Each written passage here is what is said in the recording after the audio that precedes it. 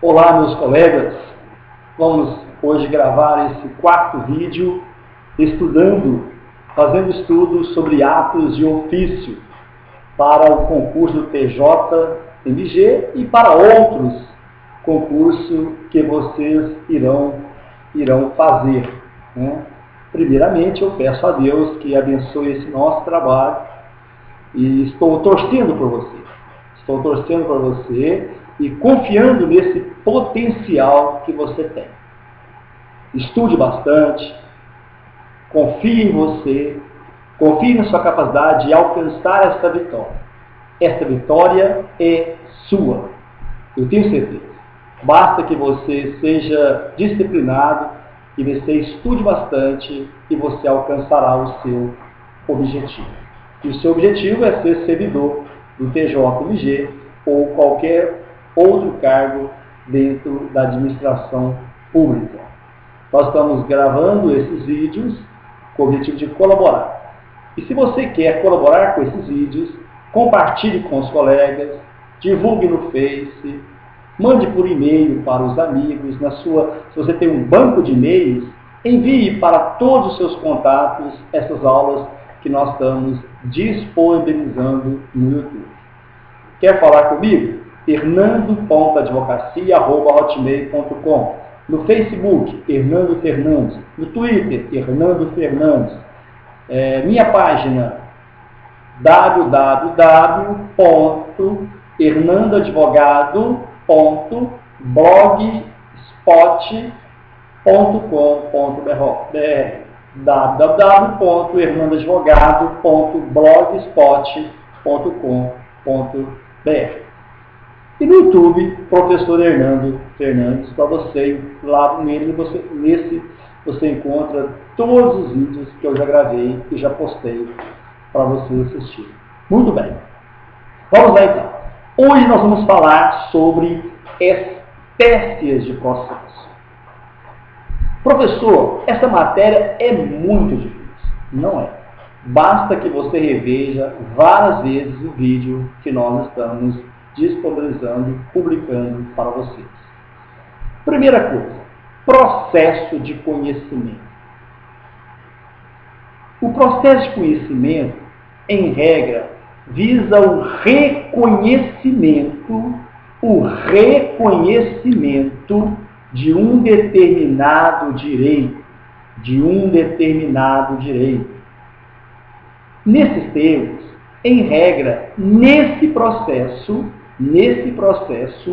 uma parte pede ao juiz que, analisando as provas produzidas, declare a existência ou não de um determinado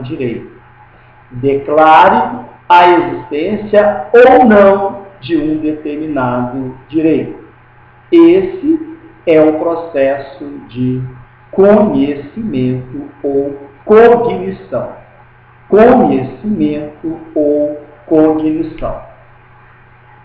Outra coisa importante. O processo de conhecimento, se a lide é de pretensão contestada e se há necessidade de vontade concreta da lei para solucioná-lo, então aí você busca o conhecimento ou cognição. Deve culminar por uma sentença de mérito que contenha a resposta definitiva ao pedido formulado pelo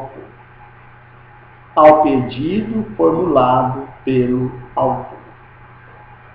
Então, o processo de conhecimento, você busca que o juiz declare a existência desse direito. Processo de execução. Executar.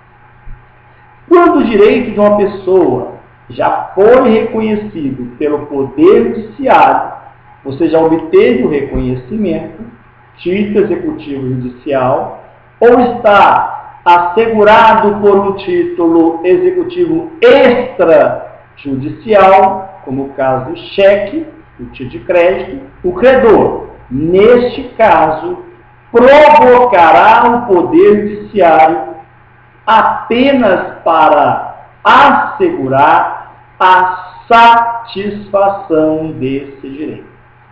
Para assegurar a satisfação desse direito. Colegas, se a lide é pretensão apenas insatisfeita, por já estar o direito do autor previamente definido pela lei, como líquido certo e exigível já reconhecido, sua solução será encontrada através do processo de execução, que é o meio de realizar de forma prática a prestação a que corresponde o direito da parte. A efetiva satisfação do direito do credor é o provimento nessa modalidade de processo. Temos também o processo cautelar. Se algum direito de uma determinada pessoa, estiver prestes a perecer, a se perder, ou houver necessidade de um provimento jurisdicional de emergência, a pessoa poderá se valer do processo cautelar. O processo cautelar visa a proteção desses direitos, que poderiam ser perdidos com a demora da instrução, produção de provas de um processo de conhecimento. Aí você, então, entra com o processo cautelar. Ainda, a tutela cautelar incide quando? O processo cautelar incide quando? Antes da solução definitiva da lide, seja no processo de cognição, que é o processo de conhecimento, seja no de execução, haja, em razão de duração do processo, o risco de alteração no equilíbrio das partes diante da lide. Sua função a função do processo cautelar é apenas conservar o estado de fato e de direito em caráter provisório e preventivo, para que a prestação jurisdicional não venha a se tornar inútil quando prestada em caráter definitivo.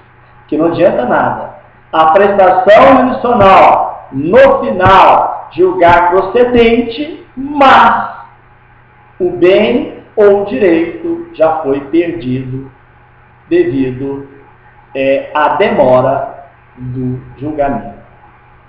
Os provimentos de processo cautelar são, pois, medidas práticas para afastar o perigo de dano antes da solução do processo principal. Caros colegas, então, nós aprendemos de forma bem simplificada o processo de conhecimento, o processo de execução e o processo cautelar. Professor, tem muita coisa para falar ainda? Tem, mas nesse primeiro momento é isto que importa para vocês. Tipos de procedimento. Procedimento indica o rito. Procedimento indica o rito. A sequência de atos que irão se desenvolver através do processo. Dependendo de certas características do processo, haverá alteração do procedimento a ser utilizado, o devido processo legal. O procedimento pode ser comum ou especial. O procedimento comum, nós vamos falar, divide-se em ordinário e sumário. Ordinário e sumário, procedimento comum. Já o especial divide-se em procedimento da jurisdição contenciosa, que há lide, e na jurisdição voluntária, que nós já falamos, que não há lide, das execuções geral e de ações cautelares. O primeiro procedimento que nós iremos falar é do procedimento sumário. Procedimento sumário. Vamos ver. O que nos fala o procedimento sumário? Colegas, dentro do processo de conhecimento, o Código Civil regula o procedimento comum e os procedimentos especiais, como já falamos.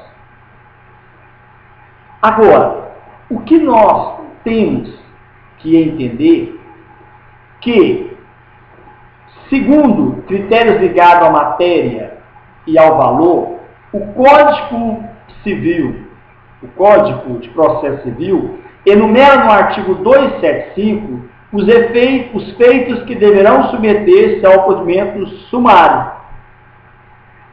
Resumindo, depois nós vamos ver.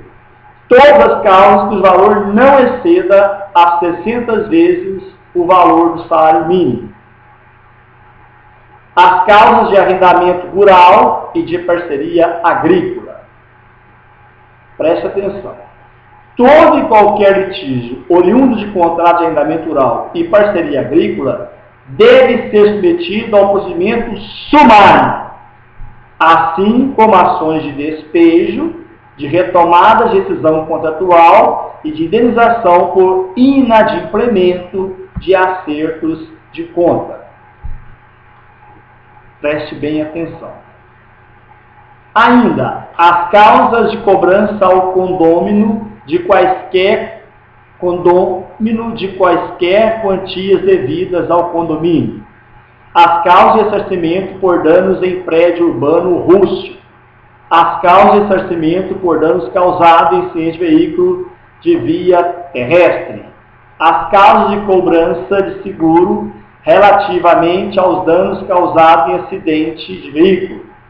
As causas de cobrança de honorários dos profissionais liberais, ressalvados por disposto em legislação especial.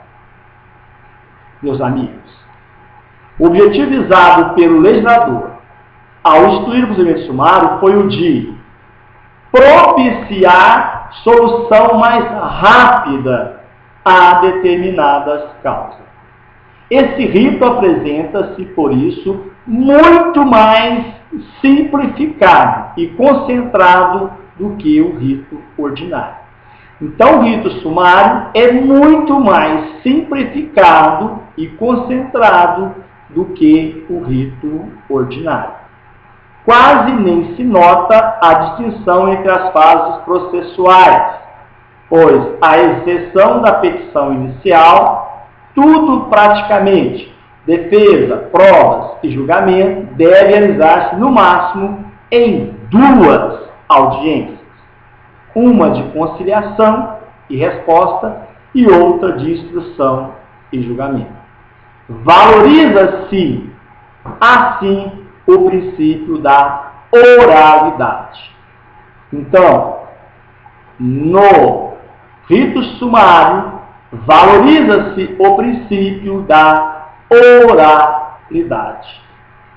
Dentro ainda do critério de maior celeridade, dispõe o artigo 174, inciso 2, que as causas de rito sumário se processam durante as férias forenses e não se suspendem pela superveniência delas.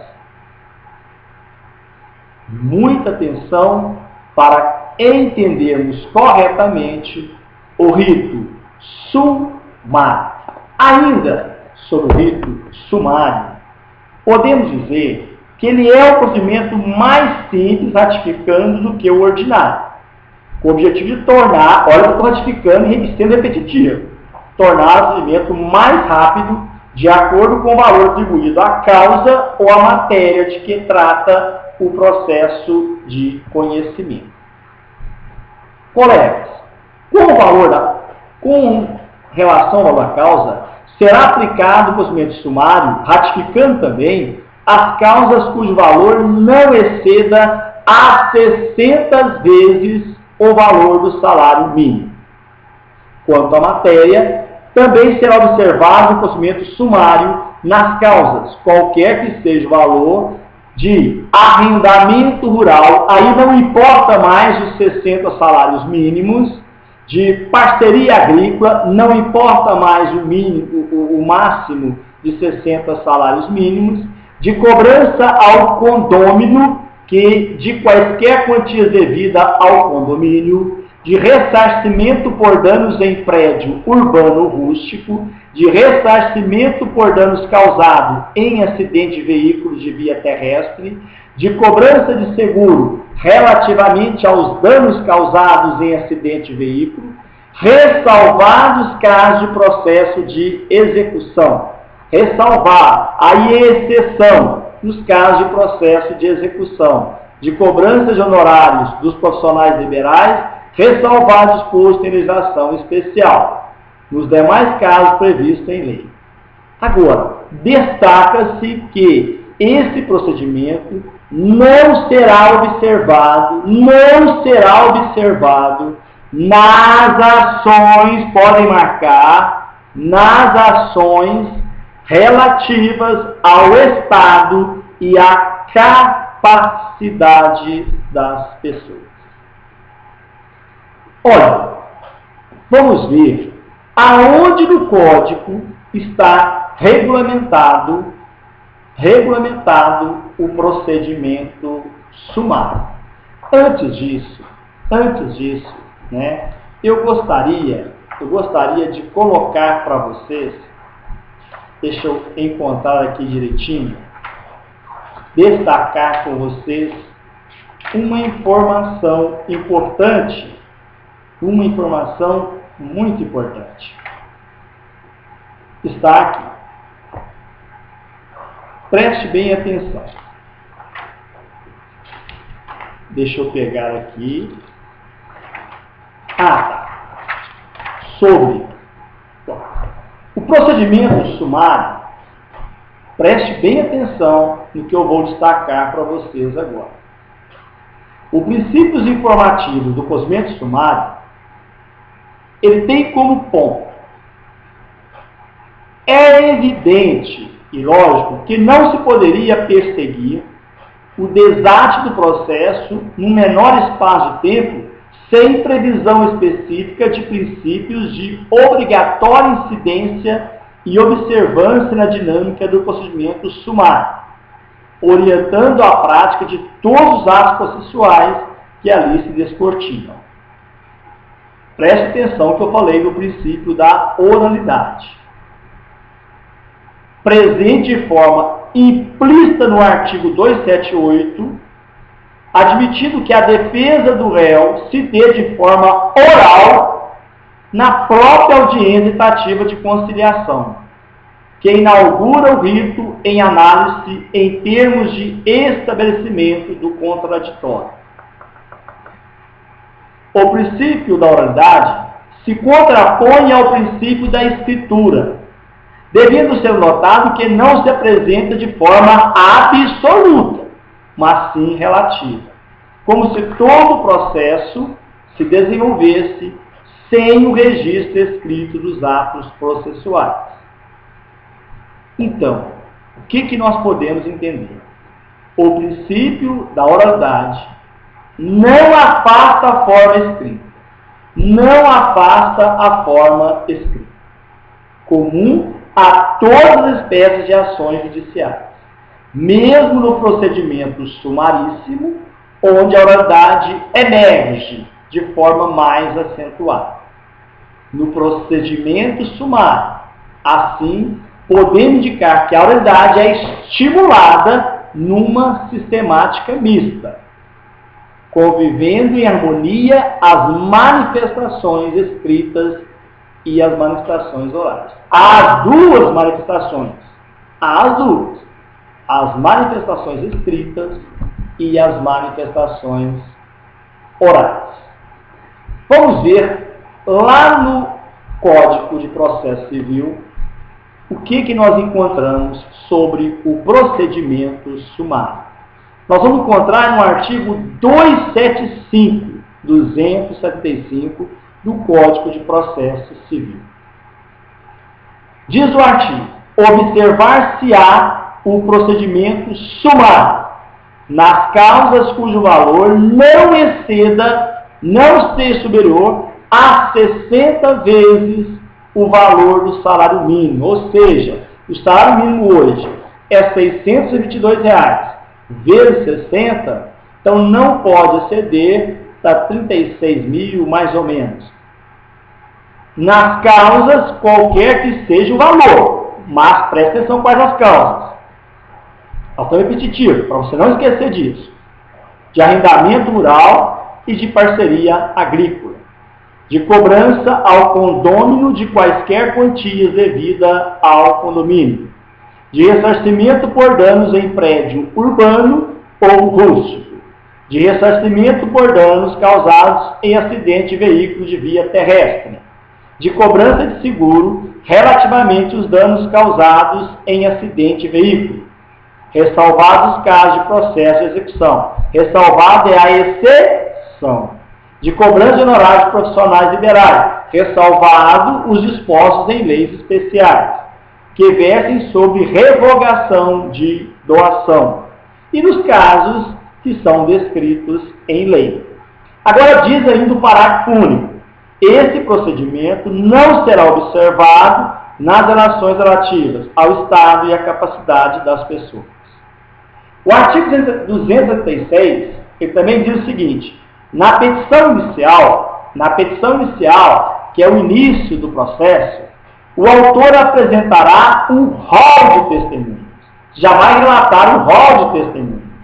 E, se requerer perícia, formulará quesitos, podendo indicar o assistente técnico. Então, no rito sumário, você vai indicar as testemunhas, se tiver necessidade de perito, o perito, e também, se requerer a perícia, formulará quesitos, podendo indicar o assistente técnico. O artigo 277, o que ele fala? O juiz designará a audiência de conciliação a ser realizada no prazo de 30 dias. No rito sumário, o juiz designará a audiência no prazo de 30 dias. Citando-se o réu, vou falar o que é citação, citando-se o réu com a antecedência mínima de 10 dias. Ele vai realizar a audiência com 30 e vai citar o réu com antecedência de 10 dias. E sob a advertência prevista no parágrafo 2 desse artigo, determinando o comparecimento das partes. Agora, se for ré a fazenda pública, os prazos contar-se-ão em dobro. No caso de 10 dias, então será de 20 dias.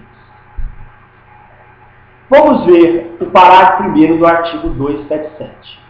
A conciliação será reduzida a termo, escrita em ata, e homologada por sentença, podendo o juiz ser auxiliado por conciliador. Então, a maioria das audiências de conciliação, elas são realizadas pelo conciliador. Parágrafo 2º.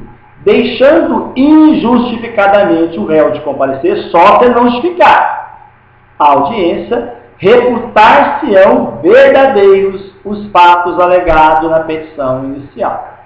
Reputar-se-ão por verdadeiros os fatos alegados na petição inicial. Salvo a exceção, se o contrário resultar da prova dos autos, proferindo o juízo, desde logo a sentença. O parágrafo 2º. As partes comparecerão pessoalmente à audiência, podendo fazer-se representar por preposto com poderes para transigir. Tem os casos definidos em lei.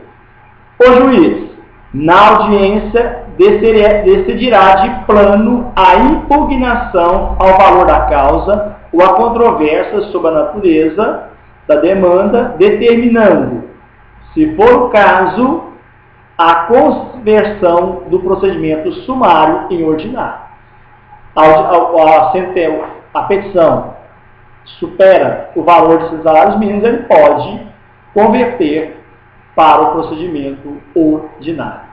A conversão também ocorrerá quando houver necessidade de prova técnica de maior complexidade, porque o rito sumário é mais simples.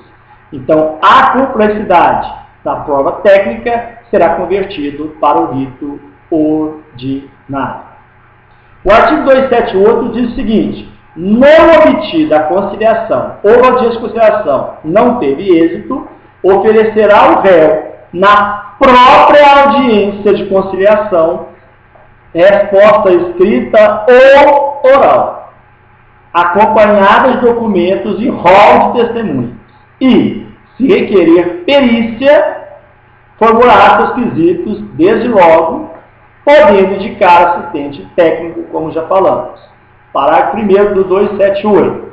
É lícito, é permitido ao réu, na contestação, na defesa, formular pedido em seu favor, desde que fundado nos mesmos fatos alegados na inicial, na petição.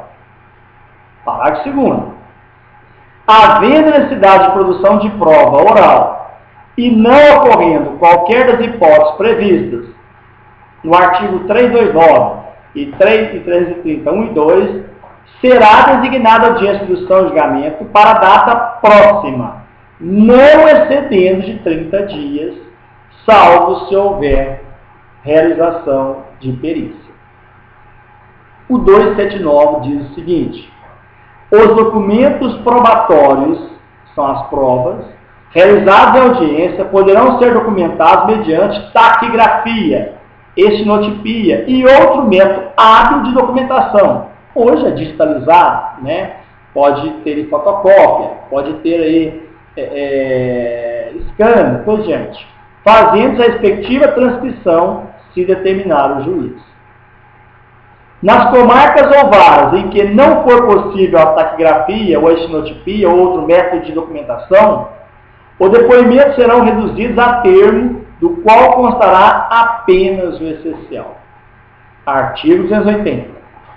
No procedimento sumário, não são admissíveis a ação declaratória incidental e a intervenção de terceiro. Então, no procedimento sumário, não é admitido a intervenção de terceiro. Calma que eu ressalvo. Nem a ação declaratória incidental. Presta atenção. Salvo a assistência de terceiro, o recurso de terceiro prejudicado e a intervenção fundada em contrato de segundo.